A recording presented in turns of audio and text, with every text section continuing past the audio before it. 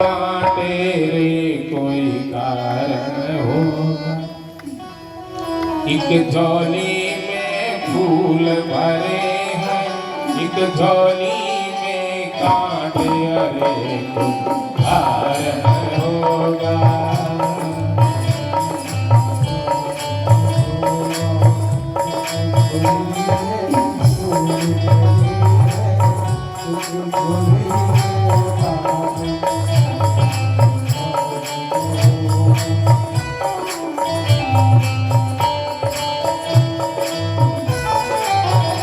बस की बात नहीं है, क्या होता है इससे जो व्यवस्था करने वाला है वो अच्छे को बुरा, बुरा को अच्छा होता है।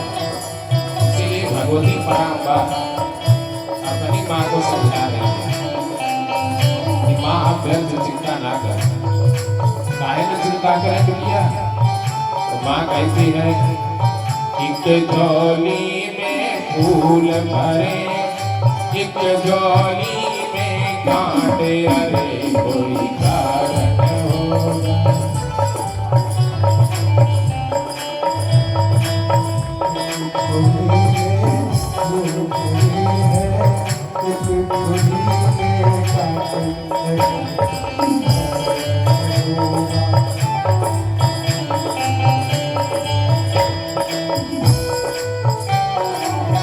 भैया कहती है तेरे बस में कुछ भी नहीं है, बांटने वाला बांटे कोई।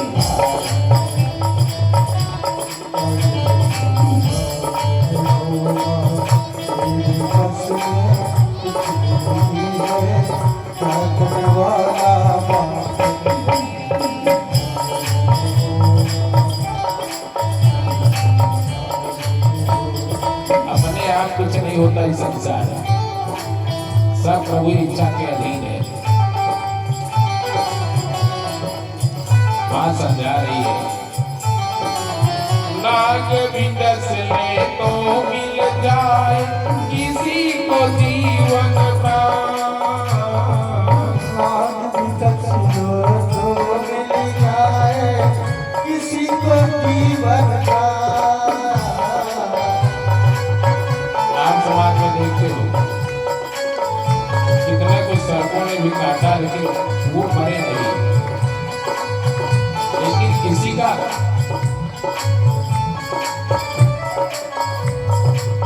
सीधी सी में मिट सकता है, किसी का नाम निशान, अरे कोई कारण होगा।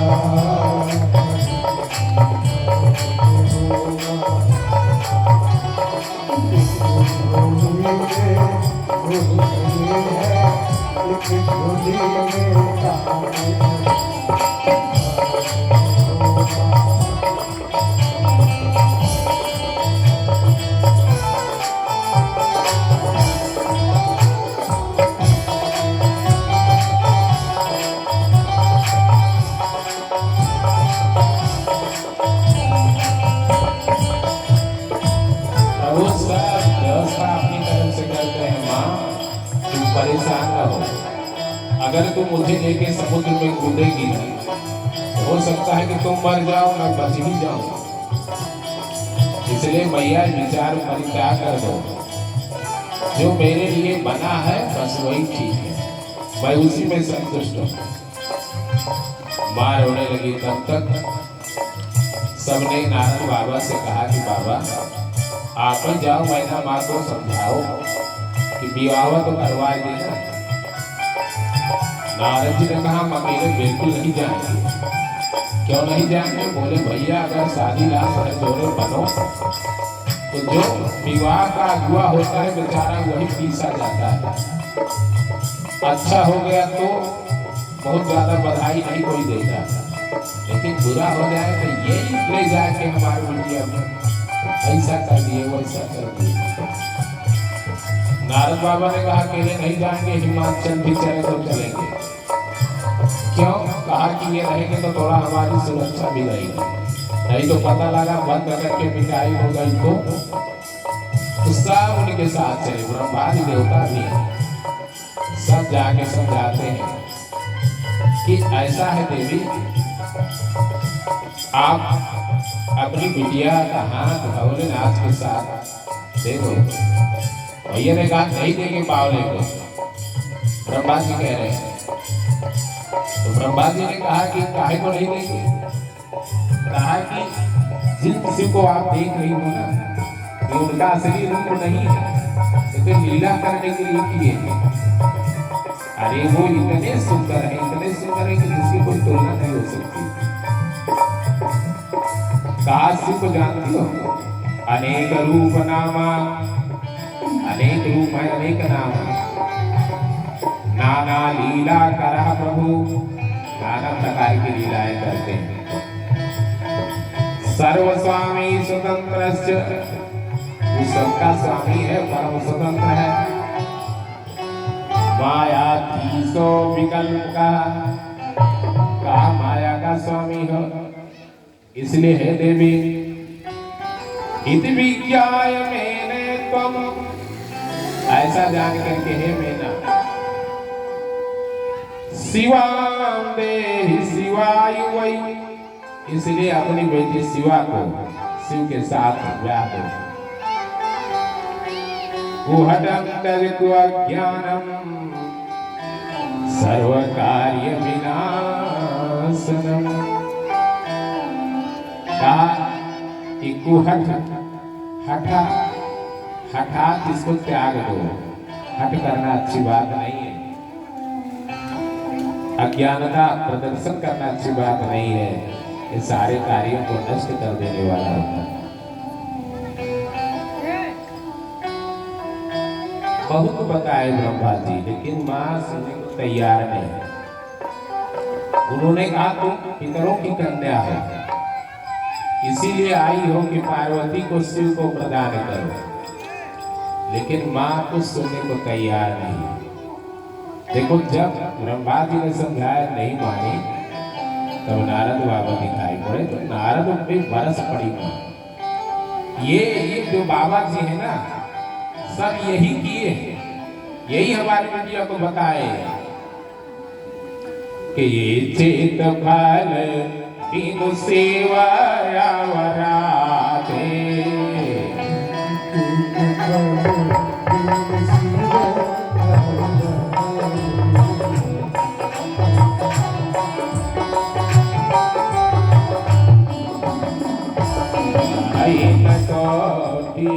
जोग जप साथे,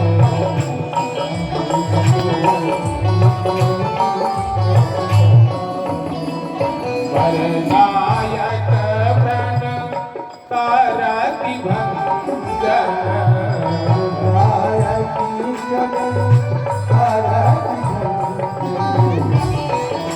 सिंधु सेवक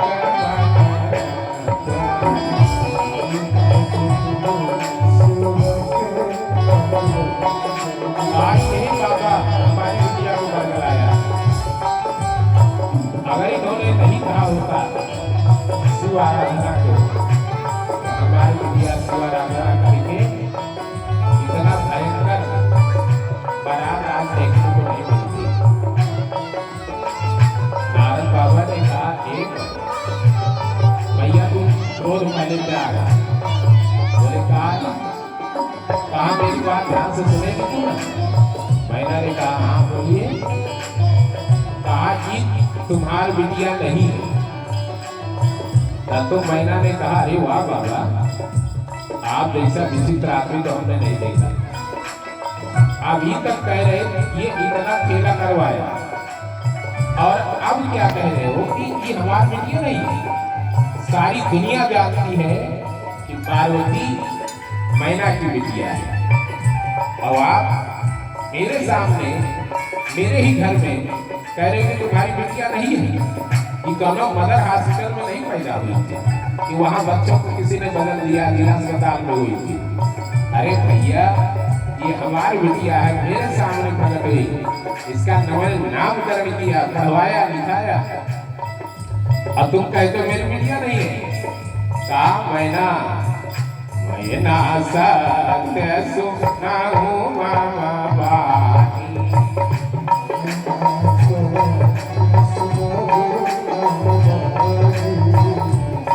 जगदम्बा तव सुता भवानी।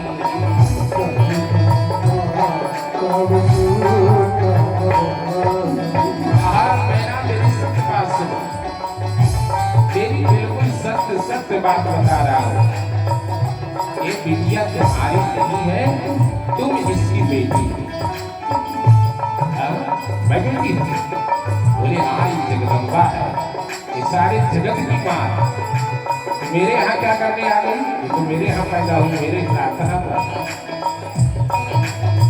आप वहाँ जानती हो, पूर्व काल में दंडकारण्य में कथा सुनने गई थी। वहाँ राम जी को रोते हुए देखा, शिव के मना करने पर भी परीक्षा करने चली गई। और जब वहाँ परीक्षा करने गई तो ठीक उन्होंने सीता का भेष बना लिया, इसीलिए भोले बाबा ने इनका परित्याग कर दिया था। अपने पिता के यज्ञ में जाके शरीर छोड़ करके अब तुम्हार बिटिया बन करके आ गई। और सुनो मैना, तुमको बिल्कुल सत्य बात बता रहा हूं, चाहे तुम विवाह करोगी अथवा नहीं, फिर भी ये शिव के साथ ही ब्याही जाएगी। इसलिए अच्छा है कि यश प्राप्त कर लो तुम। और ये अगर इनको अपने हाथ से शिव को समर्पित कर दोगी तब तो ठीक, नहीं तो जानते हो ये कौन है? अजा अनादि शक्ति अविनाशिनी। नारद जी कह रहे हैं ये अजन्मा है, लेकिन भक्तों के लिए रूप धारण करके जन्म लेती है। अजा अनादि। नमः पार्वती पतये हर हर महादेव। नारद जी ने कहा, मैना सुनो, ये कौन है? अजा अजन्मा है, अनादि कभी नष्ट नहीं होती, ये सदा रहती है। अजा अनादि शक्ति अविनाशिनी, अविनाशिनी शक्ति है। और कहा चौथा सुनो, सदा शंभुवरधंग निवासनी, सदा शिव के वामांग में विराजित रहती है। जग संभव पालन लय कारणी, इस जगत को पैदा करती है, पालती है और संहार कर देती है। निरेच्छा लीला वपुधारिणी, अपनी इच्छा अनुसार स्वरूप धारण करती है। और जो भगवान शिव ने वहां सीता रूप बनाने के बाद परित्याग किया, इसीलिए पिता के यज्ञ में शरीर छोड़ करके तुम्हारी बिटिया बन करके आई है। अब जान लो, इसलिए ये सदा गिरजा शंकर प्रिया है, इसको शिव के साथ ब्याह दो। प्यारे, पहली बार जब मैना ने सुना तो सुन करके आनंद गदगदित हो गई। नारद जी की कृपा की बात सुनी तो मैना और हिमांचल दोनों ने प्रार्थना करी। कहा कि एक प्रार्थना है, अगर हमारी बिटिया अविनाशिनी शक्ति है, ये शंकर प्रिया है, तो हम एक प्रार्थना करते हैं। बोले क्या? कहा शिव को कहिए कि वो सुंदर रूप बना ले, दूल्हे जैसा भेष बना ले, तो मेरी इच्छा के लिए एक सुंदर वर बन करके हमारे सम्मुख आए, तो हम अपने बिटिया प्रसन्नता से ब्याह देंगे। और प्यारे जैसे ही नारद जी से कहा तो नारद जी ने कहा कि आप निश्चिंत रहिए, मैं अभी भोलेनाथ को तैयार करता हूँ। तो मैना और हिमांचल दोनों मिलके पार्वती का प्रथम पूजन किया। तब से लोग अपनी बिटिया को प्रणाम करना शुरू कर दिए। बात यही से शुरू हुई प्यारे। कभी किसी ने हमारे आजाद नगर लकबड़ा की ओर शिव शक्ति सेवा ट्रस्ट में कथा कर रहा था, तो किसी ने पूछा था कि आखिर लोग अपनी बिटिया का पदवंदन क्यों करते हैं। उसके पहले हमको पता ही नहीं था कि क्या। अब बात चलती रहती थी, लेकिन अचानक शिव कथा के 3 दिवसीय शिव शक्ति की स्थापना के लिए कथा थी। और ये कथा कहते कहते अचानक ध्यान आया कि आखिर लोग अपनी विद्या के चरण वंदना क्यों करते हैं? क्योंकि मैना और हिमाचल ने उनको नेपार वती पद बंदे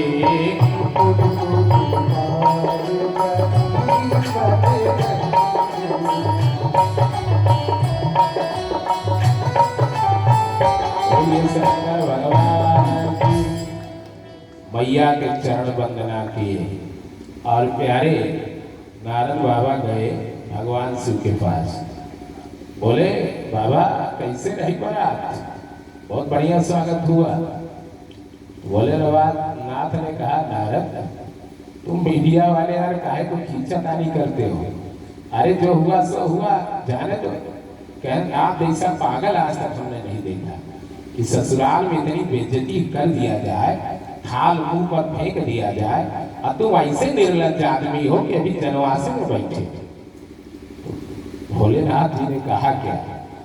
भोलेनाथ ने कहा नारद बहुत बढ़िया स्वागत है। नारद जी ने कहा भागवत चढ़ गई है का? स्वागत हुआ है कि थाल फेंक दिया गया था।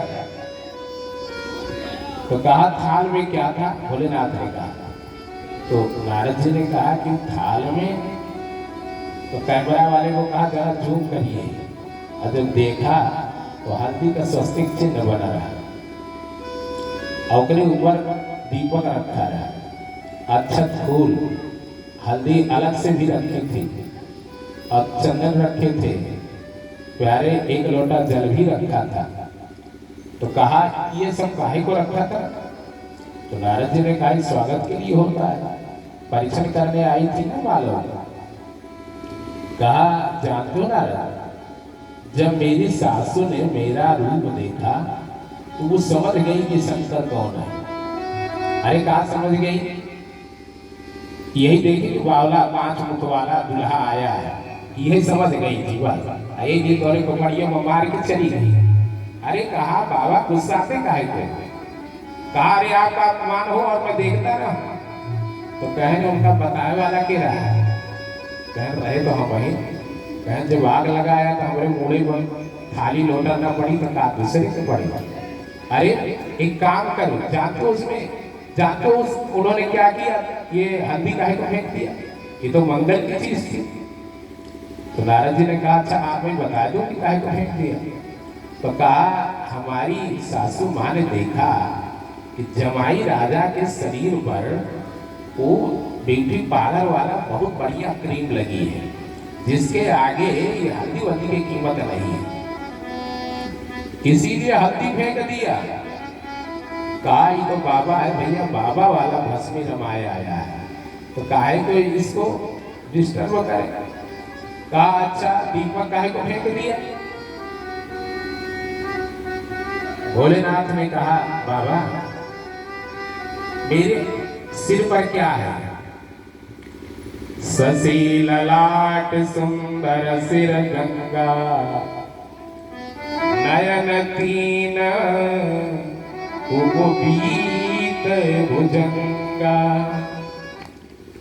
शशि ललाट हमारी सासू माँ जब आरती करने के लिए आई तो उन्होंने देखा कि हमारे लल्ला के सिर में तो परमानेंट रोड लाइट, हाँ पावर हल्सई से लाइट चली आ रही है।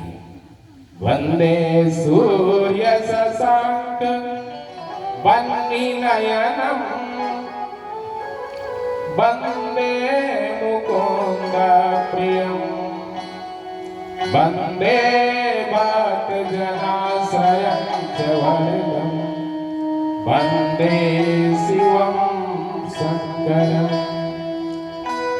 सासू माँ ने देखा कि मेरे भोलेनाथ के सिर पे परमानेंट सप्लाई चंद्र चल रहा है। अच्छा एक बात बताइए, भगवान ने जो दिया सब फ्री दिया, लेकिन हम मानव ने जो दिया सबका कास्ट लिया, पैसा लिया। आईसीयू में कोई चला जाए तो कितना खर्चा आता है ना, पता है ना? एक एक दिन में 90 एक एक लाख हजार, एक एक लाख रुपया लगता है। अब प्यारे, लेकिन वही ऑक्सीजन परमात्मा ने बिल्कुल फ्री दिया। लाइट हमारे यहाँ आती है, सरकार बिल भेज देती है, लेकिन क्या परमात्मा ने आज तक कोई बिल किसी के पास भेजा? नहीं भेजा ना, सब भगवान ने दिया। और हम लोग कहते हैं कि हमको भगवान ने कुछ दिए ही नहीं। शरीर जो दिया है वो करोड़ों का है, इसीलिए भगवान को सदा धन्यवाद दिया करो कि आपने बहुत कुछ दिया है। तो भगवान विश्वनाथ के रूप को सासू माँ ने देखा, ऐसा भोलेनाथ बोल गए कि बाबा, उन्होंने ये जो प्रकाश का आरती था फेंक दिया कि क्या व्यर्थ इनको हम ये दीपक दिखाएं, यहाँ तो सप्लाई चल रही है, प्रकाश है। कहा अच्छा बाबा, उनको बात समझ में आई, लेकिन एक लोटा जल ले रहे तो मंगल को वो चीज माना जाता। कहीं से आइए, अगर सिर्फ घुमा दिया गया तो कहते हैं जितनी अला बला है वो सब चली जाती है। हाँ? तो कहा वो काहे को फेंक दिया? अरे बाबा, समझते काहे को नहीं? हमारे सिर पे क्या है? परमानेंट टुल्लू। ऐसा बोलत जो लगा है। अरे आजकल जो नया चला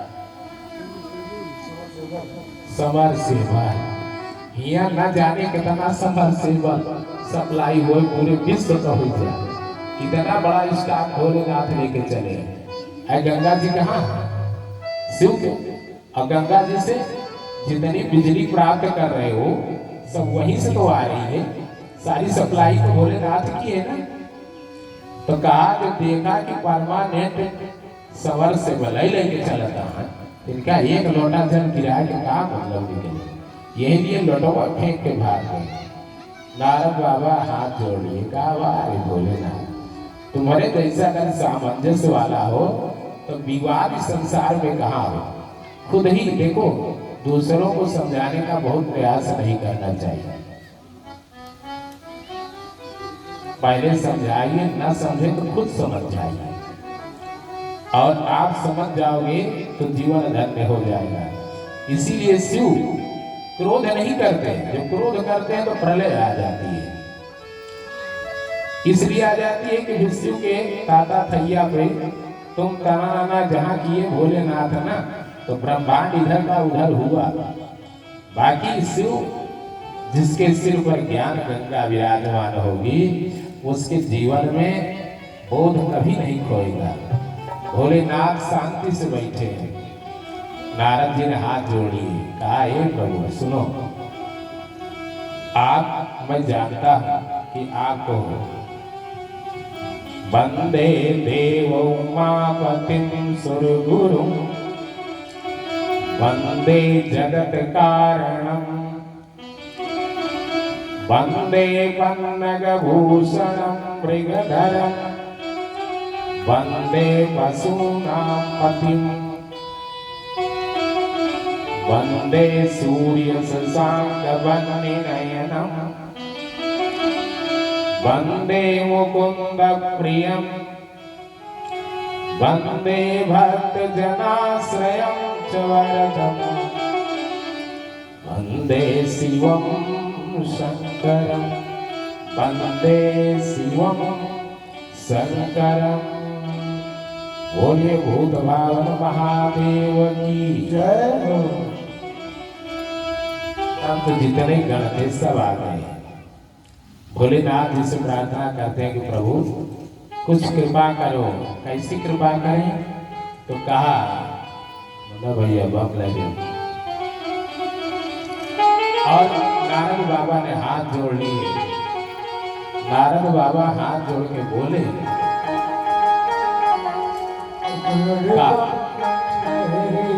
कि बाबा सुंदर रूप बना लीजिए। चाहे तो बनाना है, कहा विवाह होना है। अब बाबा से प्रार्थना कर रहे हैं भक्तजन, सारे घर इकट्ठा हो गए, सब तालियां बजाते हुए। बम बम लहरी शिव शिव लहरी बम बम लहरी शिव शिव लहरी मन गाते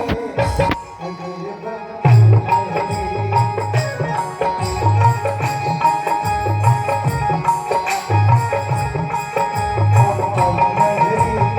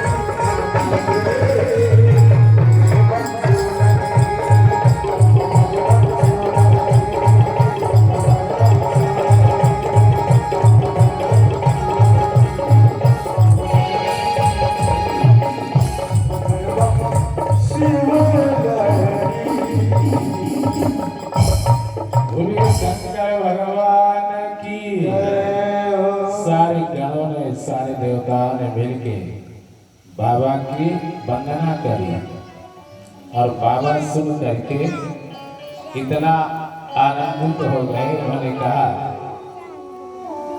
आपको क्या चाहिए बोलो। नारद बाबा ने कहा विवाह करना है कि नहीं करना है।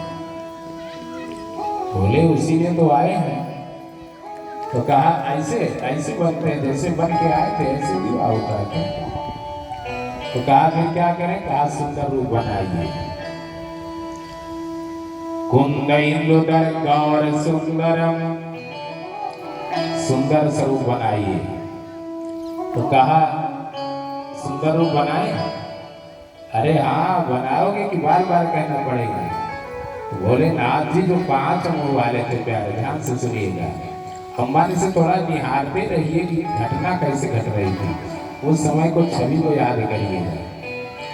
जान लीजिए कि संसार का जितना भी ऐश्वर्य है वो परमात्मा के ऐश्वर्य के सामने करोड़वें अंश के बराबर भी नहीं है। वहां पराशक्ति ने लीला रची थी। जैसे हम लोग व्यवस्था करते हैं ना टेंट हाउस से लेकर के खाने पीने की, तो वहां पार्वती मैया जगदम्बा जहां अवतरी सो गुर वरण की जाय, रिद्ध सिद्धि अनुमादिक रही सकल कहाँ छाए। सारी सिद्धियां वहां विराजमान है, तो दोनों चीज की कमी थोड़ी नहीं होगी। कितना दिव्य रहा होगा। और बाबा ने तुरंत रूप बदला, 5 मुख वाला रूप गायब हो गया। जो बाघंबर सांप पहने थे ना, बाघंबर बिल्कुल एकदम बरभेस वाला रूप बन गया। जैसे दुल्हा पहनता है ना, बिल्कुल सा वैसे दिव्य पहन लिया। सुप्रसन्नम, इतनी प्रसन्नता झलक रही जैसे पे मुख पे देख के भक्त आनंदित हो जा रहे हैं। सुहासम, मुस्कुराहट है भगवान शिव के मुखारविंद में। सुलावण्यम मनोहरम, इतना सौंदर्य है, इतने अच्छे लग रहे थे कि मन उन्हीं में खोया जा रहा था। गौरभम, एकदम गोरे गोरे हैं भगवान शिव। आजकल तो चित्रों में भगवान शिव को काला नीला दिखा दिया जाता है, लेकिन भगवान कुंद जैसे श्वेत बर्फ होती है ऐसी गोरे। तो एक उदाहरण है। कभी ये उनका इतना दिव्य सौंदर्य है, इतना प्रकाशवान है। गौराभम, गोरे शरीर वाले हैं। दूध संयुक्तम, प्रकाशन करता रहता है। चंद्र रेखा विभूषितम, आप चंद्रमा आज नहीं दिए, चंद्र रेखा वाला मोर मुकुट धारण किए। एक बार एक जगह कथा कर रहे थे, किसी ने प्रश्न कर लिया और वो भी लड़की इंटर में पढ़ने वाली। उसने कहा महाराज जी एक बात बताइए कि भगवान शिव के विवाह में ये सियार कहाँ बोला। अरे हम कहे ये क्या प्रश्न आ गई। सियार बोले कि कुत्ता बोले, इसे हमसे सबसे बेकार बोले कि उनके चंद्रमा पर चींटियां कब चढ़ी।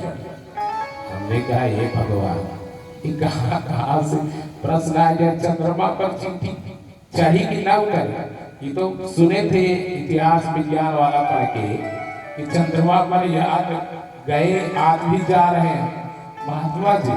और बिटिया कहा कह रही है कि चंद्रमा पर चींटियां कब चढ़ी, आकाश में सियार कब बोला।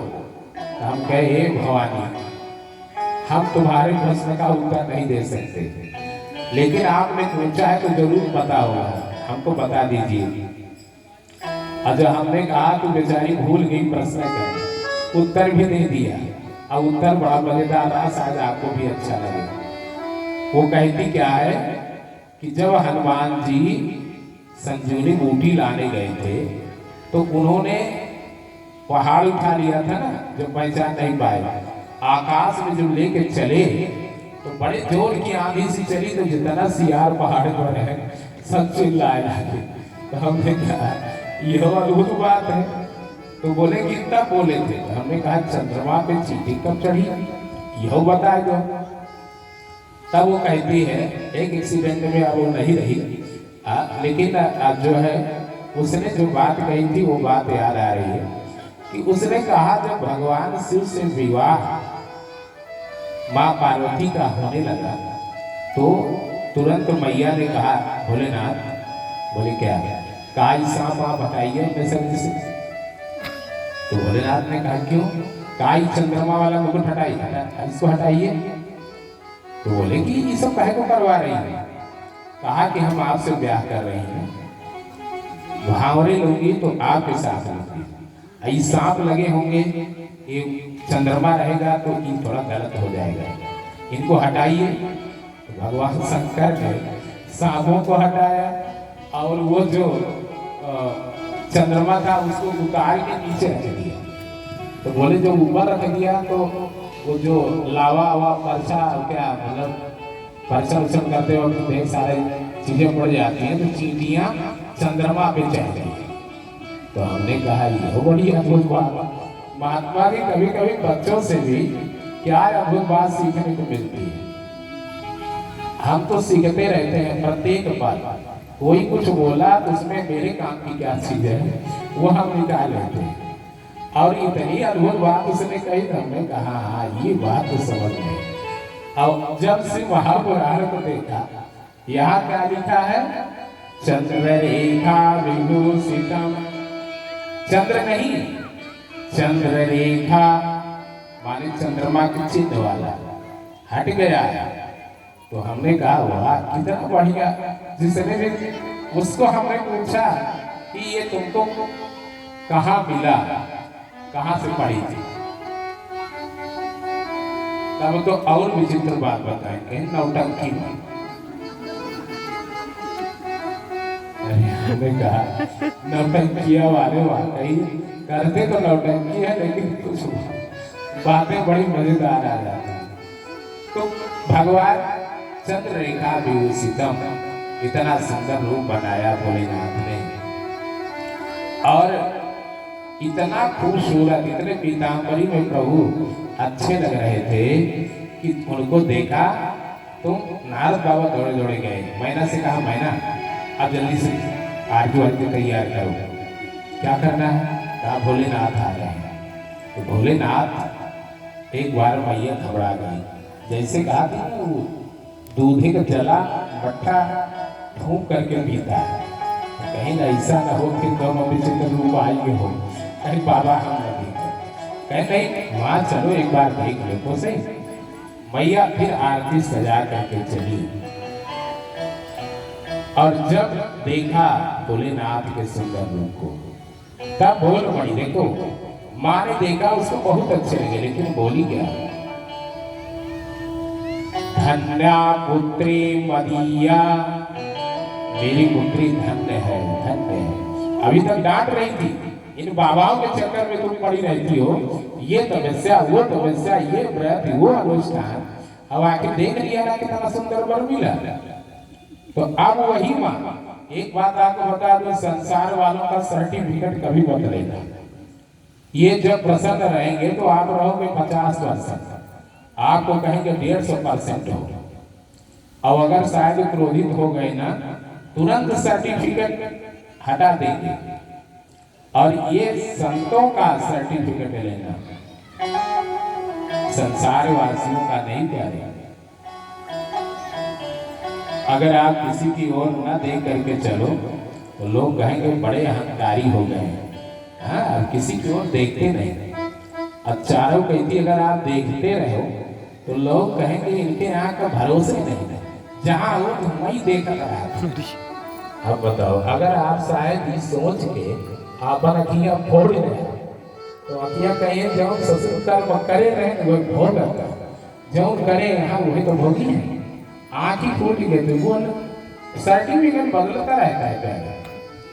इसीलिए संतों का सर्टिफिकेट लेना। राजा जनक ने इतनी सुंदर संरचना करी थी, विश्वामित्र से कहा बाबा कैसी है? तो बाबा ने एक ही शब्द कहा, भली रचना, बड़ी सुंदर रचना है। और राजा मुदित महासुख लय, आनंदित हो गए। संत अतिशयोक्त अलंकार में नहीं बोलेंगे। संसार यही मैना अभी तक विद्या को धिक्कार रही थी, अब कह रही है कि धन्या पुत्री मदीया। आज मेरी बिटिया कितनी धन्य भाग है कि मेरे बिटिया जैसा वर संसार में नहीं है।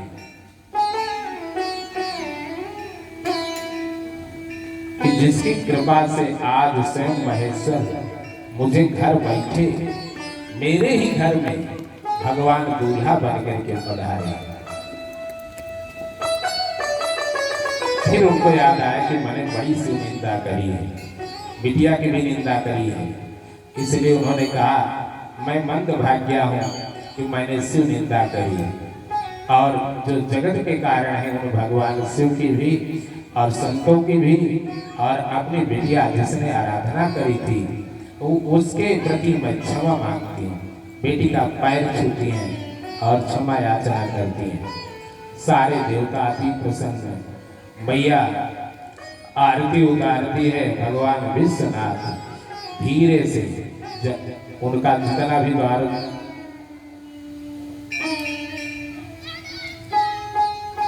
पूजन होता है वो सब संपन्न हुआ और प्यारे जब ये सब हुआ तो भगवान विश्वनाथ को जो बिठलाया गया आसन पर, तो ब्रह्मा जी ने सोचा इनको किस आसन पर बिठलाया।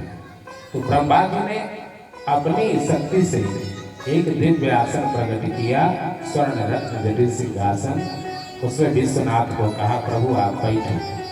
और जो बैठी तो माँ बुलाई गई और जब माँ उधर से आई प्यारे, देखो हमारे यहाँ परंपरा है। तो भोलेनाथ जी ने कहा देखा ये विवाह तो चलता रहेगा, हमारे गण बेचारे भूखे मर गए हैं। विवाह आप लोग तो कराइए ठीक है, लेकिन देवता लोग तो बाराती वाले जितने आगे थे वो तो नाश्ता कर लिए थे, लेकिन हमारे गण आए तो बड़ा दंगा फसाद मच गया। तो हमारे गण खा नहीं पाए, पहले जरा हमारे गणों को भोजन तो करवा दीजिए। तो किसी ने कहा ऐसा है द्वार पूजा हो गई है, विवाह वाला कार्यक्रम बाद में होगा, पहले भोजन करा दें। और राम जी की बारात में पहले राम का विवाह हुआ तब भोजन हुआ। लेकिन बाबा विश्वनाथ वाली हमारे सतरी से यहाँ गांव घर में होते हैं पहले खिला रहा। अब भोजन कराने के लिए बिठला दिया। और जब भोजन करने लगे तो बड़ा आश्चर्य था। देवता लोगों के पास तो भैया पत्तलें आ गई, सारी व्यवस्था आ गई। पहले वाला ही बम्बर सिस्टम तो था नहीं कि गिद्ध भोजन की तरह लीजिए खाइए और चलते बनिए। पहले लोग प्रेम के साथ बिठलाते थे, खिलाते थे। और हिमाचल महाराज ने इतनी व्यवस्था करी है कि हजारों हजार लोग आ गए, सबको परस दिया। लेकिन एक समस्या थी, अब जो शिव गणों के सामने परोसने लगे तो परोसने वालों के पास एक बड़ी समस्या आ गई। क्यों क्या आ गई कि उसमें कुछ गण कैसे थे, को मुखहीन, किसी के मुख ही नहीं था। को मुखहीन अविपुल मुख काहू, बिनु पद करे को बिनु पद बाहू। कहा कुछ तो ऐसे थे कि उनके मुख ही नहीं था, किसी के हजार हजार मुख थे। किसी को एको हाथ पैर नहीं तो किसी को हजार हजार हाथ। किसी को नेत्र है, किसी को नेत्र नहीं है। तो कहा भैया कोई बहुत मोटा था जा रहा, कोई इतना है कि ठोक दो तो बड़ी समस्या हो जाए। कहते हैं जब बारात आ रही थी तो बड़ा दंगा जाम हो गया, जैसे जटवारा डेरवा में जाम मचा था। तो पता चला जाम काहे लगा है। तो किसी ने कहा जो मोटा वाला गण है न जाने कितना कुंतल का, वही गिर पड़ा बा। अब गिर पड़ा बा तो चक्का जाम हो गया है। तो भोलेनाथ ने क्रेन मंगावा, भैया इनका उठावा हो, पहले इनका आसन बिठलावा तो चक्का जाम है। अब केहू हवा आवा तो उड़ी जाए 2-4 किलोमीटर तक, तो सब इंतजार करते हैं गाड़ी घोड़ा वाले कि अरे भैया अभी वो उड़ के मांधाता पहुंच गया, उनका लौटे बारात ही सेट नहीं हो पा रही थी। और यहाँ जो भोजन वाले में सब बैठ गए तो परोसने वाले भैया लोग क्या सोच रहे हैं, जिगरे एक तो मुख नहीं ने खाई है कैसे, इनका थाली परसी कि ना परसी। अच्छा जिगरे कई मुख रहा, उनके लिए सोच रहे हैं आगे वाले से खाई है कि पीछे, बगल वाले वो से खाई है कि किनारे वाले। कौने कही थी पतरी रखी है, बड़ी समय से आप कहाँ रखा था। बेचारे परसन लगे, परसे में लगे हैं, परसत नहीं, परसन लगे, परस रहे हैं।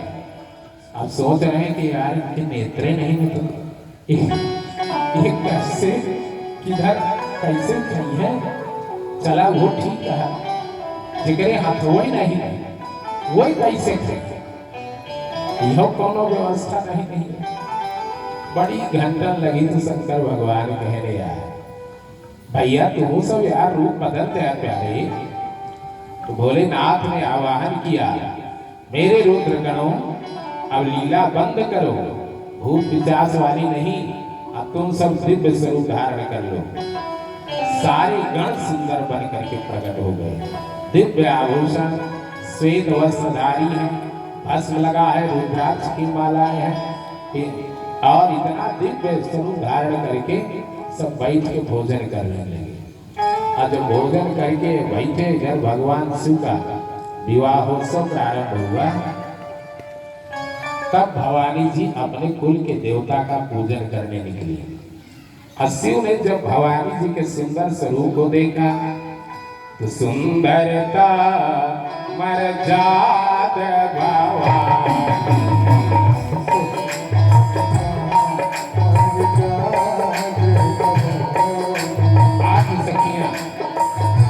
भवानी जी के आगे पीछे चल गए, दो आगे हैं, दो पीछे हैं, दो अगल हैं, दो बगल हैं। माँ कुल देवी का पूजन करने जा रही है।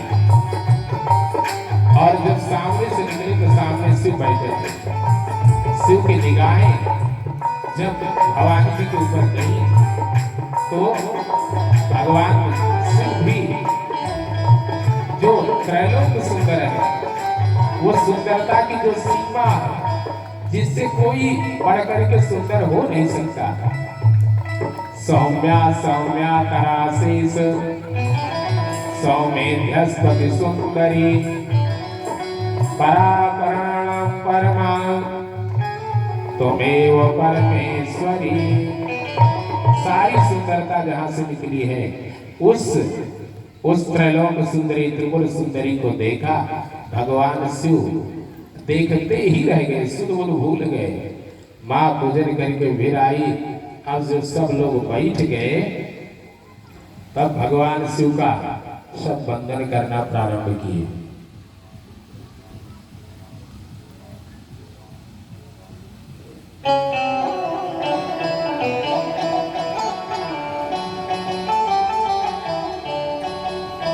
नमः शिवाय नमः शिवाय।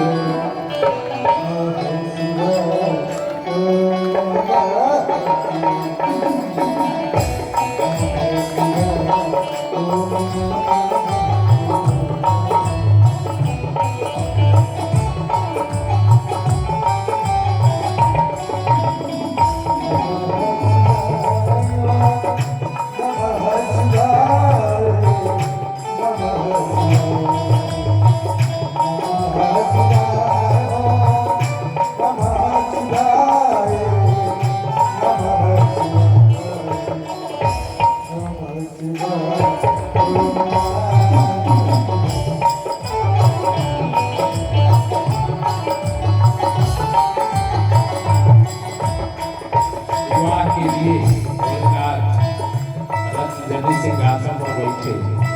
भवानी जी आए, प्यारे हिमाचल ने पूछ लिया भोलेनाथ से आचार्यों के कहने पर कि प्रभु जरा हमें गोत्र कुल नाम का और थोड़ा व्याख्या करिए।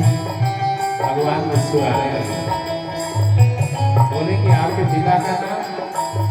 कहा ब्रह्मा। कहा उनके पिता का नाम? कहा विष्णु। कहा उनके पिता का नाम? कहा शंकर। कहनी का उनकी वर्णा तुम्हें। कहा मैं सबका परदाता हूं, मेरा नाम नहीं, रूप नहीं, गोत्र नहीं, कुल नहीं, मैं क्या बताऊं। तुरंत नारद जी सामने खड़े हो गए। कहा हिमांचल क्या पूछ लिए? अरूपोऽयं परब्रह्म निर्गुणा प्रकृते परे निराकारो निर्विकारी मायाधीशं परात्परः नानात्र गोत्रं कुलं चैव। ये इनका कुछ भी नहीं है, ये सब कला से रहित है। कलातीत कल्याण कल्पांतकारी।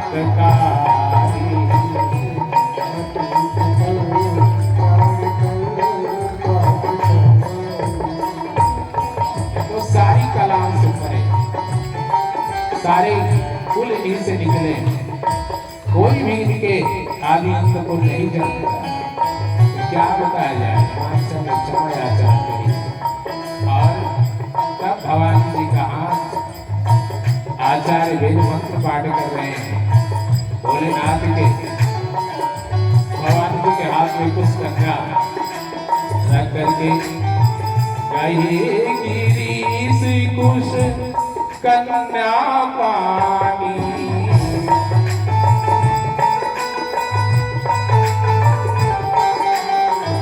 वही समर पे जानी भवानी। जानी भवानी वाणी ग्रहण जपती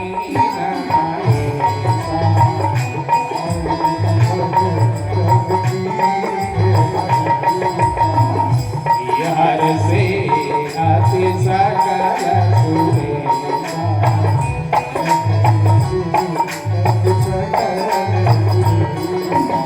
वेद मात्र मुनि वर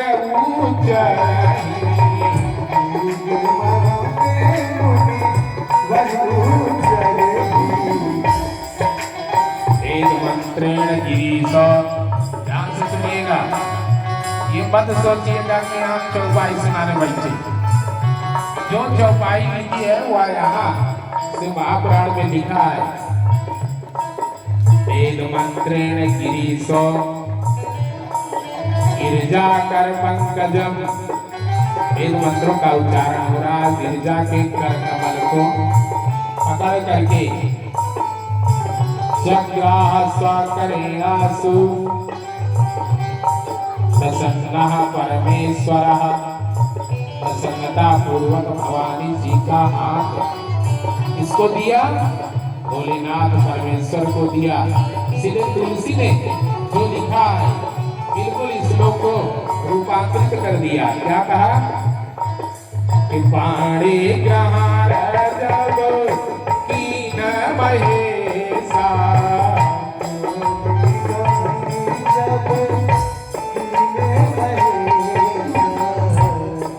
हर से अति सकल सुरे सा।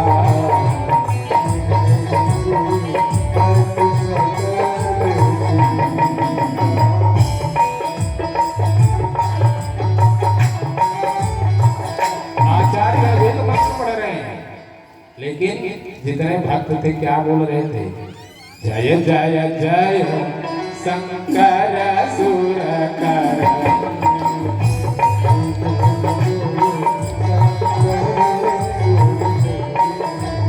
जितने भी थे सब शंकर जय शिव शंकर कहने लगे। लेकिन हम लोग भी कहेंगे, पहले मैं कहूँगा फिर आप लोग बोलेंगे। अब बोलने में बिल्कुल कंजूसी मत करिएगा। हम बोलेंगे जय शिव शंकर, लेकिन आप क्या बोलोगे? हर हर गंगे। समझ गए ना? जय शिव शंकर, जय शिव शंकर, जय शिव शंकर, जय शिव शंकर, जय शिव शंकर, जय शिव शंकर, जय शिव शंकर, जय शिव शंकर, जय शिव शंकर। लेकिन लगता है कि शंकर के बिहार से आप सबको दोनों प्रसन्नता नहीं, भूत भरे से डर गए का घबराया जी।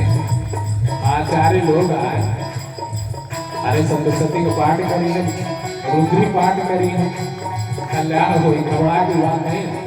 लेकिन अरे शिव का, परमेश्वर का विवाह हो रहा है भाई, वहां देवता जब जय जयकार कर रहे हैं तो हम लोग क्यों नहीं करें? याद करिए कितना सुंदर मंडप बना रहा होगा भोलेनाथ, देवादिदेव महादेव का मंडप कितना दिव्य रहा होगा, और वहां ब्रह्मा विष्णु आदि देवता विराजमान है, बड़े बड़े ऋषि मुनि वेदोच्चारण कर रहे हैं, सारे देवता बोल रहे हैं जय शिव शंकर, जय शिव शंकर, जय शिव शंकर, जय शिव शंकर, जय शिव शंकर, जय शिव शंकर, जय शिव शंकर, जय शिव शंकर, जय शिव शंकर, जय शिव शंकर, जय शिव शंकर, जय शिव शंकर, जय शिव शंकर, जय शिव शंकर। अरे भैया, कल वाली बारात आज दौड़ा दी, कुछ जने ताली तो बजाया जाता है लेकिन लगातार उधर। अरे भाई इधर देखो, भगवान विश्वनाथ का जहाँ वर्णन चल रहा है उधर निगाहें रखो, और भगवान का सुंदर विवाह हुआ प्यारे भावरे ने भोलेनाथ। उसी समय रति महारानी आती है, वो प्रार्थना फिर से करती है, शिव भूलिएगा नहीं, जैसे आप दोनों का मिलन हो रहा है, मेरे मिलन को भुलाइएगा नहीं। भगवान विश्वनाथ ने कहा तुमको मैंने जो आशीर्वाद दिया वो निश्चित फलीभूत होगा, आपका मिलन सब जगह होगा, चिंता नहीं करो। भोलेनाथ का विवाह हुआ, बारातें रुकी रही प्यारे, फिर विदाई का समय आया। विदाई जब होने लगी तो माँ मैना ने अरुंधति के द्वारा पार्वती को पातिव्रत का उपदेश करवाया। कहा बेटी एक ही काम करना, करे सदा शंकर पद पूजा, करे सदा शंकर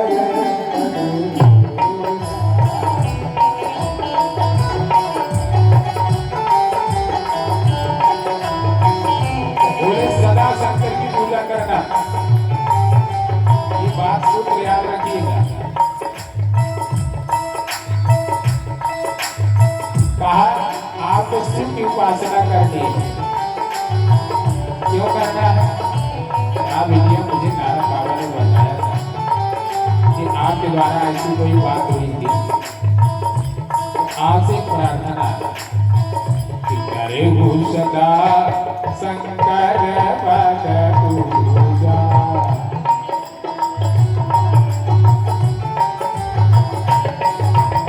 बोले क्यों करना? तो कहा सुनो, हरि धर्म पति देवन पूजा।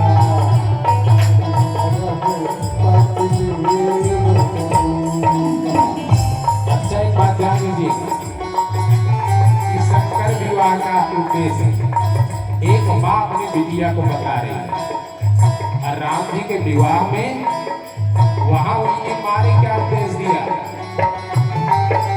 काबिलिया जाना तो सास ससुर गुरु सेवा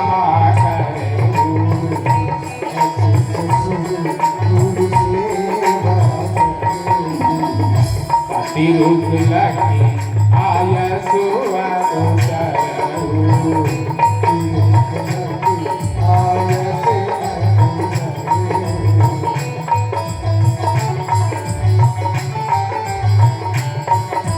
देखो भगवान शंकर के पास माता पिता नहीं है, इसलिए मैना ने ये उपदेश दिया।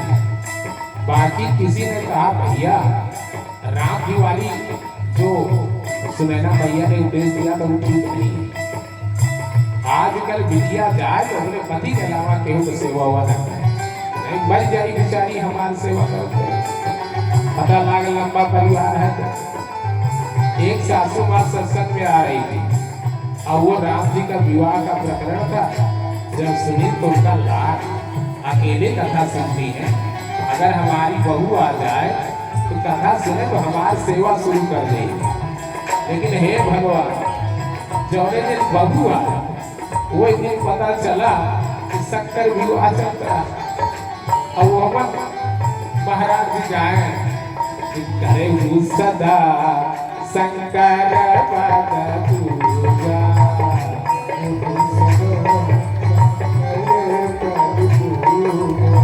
नारी धर्म पद देवता पूजा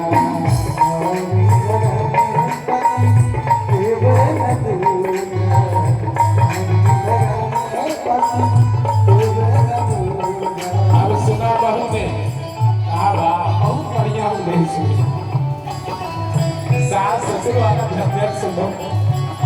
महाराजा ने बता देना कि नारी के पति के अलावा केहू तो सेवा वाला करे चाहिए। तब बुढ़िया को बड़े बुढ़िया भैंस का आदमी को उन्हें दिशा से कथा लेके चली आए, अब हमारा तो सेवा करी।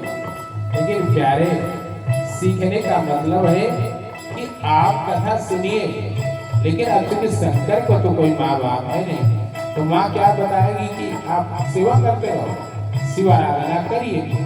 तो माँ ने उपदेश किया और कहा अब शिव को छोड़ के कहीं भी मत जाना। और शिव से भी प्रार्थना करी कि एक काम करिएगा, अगर हमारी बिटिया से थोड़ी गलती हो जाए तो अब क्षमा कर देना, अब त्यागना नहीं, अब सदा सदा साथ में रहना। बोले ठीक। भगवान शिव ने अपनी सासू माँ को वचन दिया कि अब हम कभी भी शिवा का परित्याग नहीं करेंगे। भोलेनाथ जी ने आशीर्वाद दिया और वहां बारात लौट के आई। प्यारे कैलाश शिखर पर भगवान शिव बैठे, सबको विदा किया। नाना प्रकार के बिहार चल रहे हैं और तब जो है तारकासुर का वध करने वाले भगवान स्वाम कार्तिकेय का जन्म हुआ। बोलिए कार्तिकेय भगवान की। जिन्होंने तारकासुर का वध किया और जानते ये सब घटना आगे बढ़ी तो एक दिन भगवान के साथ जया और विजया दो सखियां आई थी।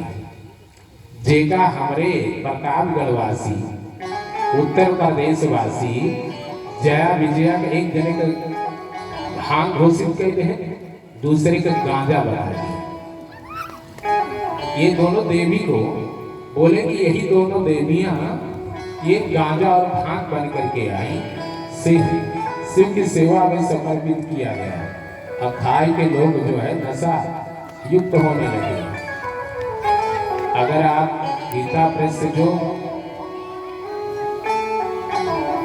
रुद्राभिषेक की पुस्तक है, रुद्राष्टाध्यायी उसमें पढ़िएगा तो एको भांग का मंत्र नहीं मिलेगा। लेकिन जो हमारे प्रयाग से पांडित्य वाले ने निकाला उसमें भांग आदि का मंत्र लिखा है, भांग चढ़ाने का विधान बना दिए। शिव महापुराण में कहीं भी नहीं लिखा है। उसी को समर्पित कर दो अलग बात है, सभी पुष्प से लेकर के बेलपत्र सर्वोपरि बेलपत्र माना गया है। दूर्वा चढ़ाइए, 1 लाख तक दूर्वा अगर चढ़ाओ शिव को तो जो भी मनोकामना होगी धीरे धीरे करके पूरी हो जाएगी। सब कुछ वर्णन किया, पता नहीं कहाँ से ये सब जोड़ दिया गया प्यारे।